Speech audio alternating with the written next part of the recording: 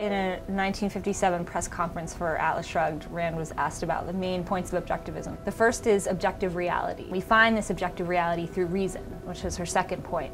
Reason is the only guide to thought and action. So if you depend on reason, you can't depend on faith. Rand talked about the virtue of selfishness. And then what flows out of that is a politics of capitalism. When you look at the Fountainhead, on the surface, it's a story about a rebellious architect who's true to his artistic vision, who doesn't compromise his principles. If you read it a step below the surface, it's a brief against big government in favor of the individual. Political conservatives loved the hidden political message. As time went on, they figured out that she was a pretty strong atheist with some very unconventional views. Her ideas are a package deal. When she passes away in 1982, she kind of moves into history, into myth, and it becomes easier to look at her ideas and sort of pick out what you like and pick out what you don't. What's interesting about Paul Ryan is not that he read Ayn Rand, not that he was inspired by her. That's a pretty conventional narrative among conservative elites and conservative leaders. Ryan is one of the first to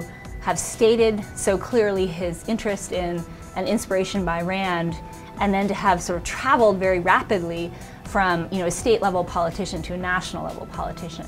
So this is why we're seeing this sudden backpedaling and this not very convincing attempt to claim it's really Thomas Aquinas, not Ayn Rand, who is his philosophical inspiration, the two being very far apart in their views on social responsibility to the poor, for just one example. There's this great irony in this quote that Paul Ryan has said, that Ayn Rand inspired him to go into public service, because Ayn Rand wouldn't consider public service a legitimate calling or even a legitimate concept. Everyone who is the so-called public servant in her novels was really just out to rob the government for their own good.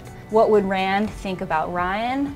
This man combines religion and politics, which need to be separate, and that's very dangerous. If he and Romney, two religious believers, are elected, they're ultimately going to grow the state and they're going to endanger freedom because they don't fully understand capitalism.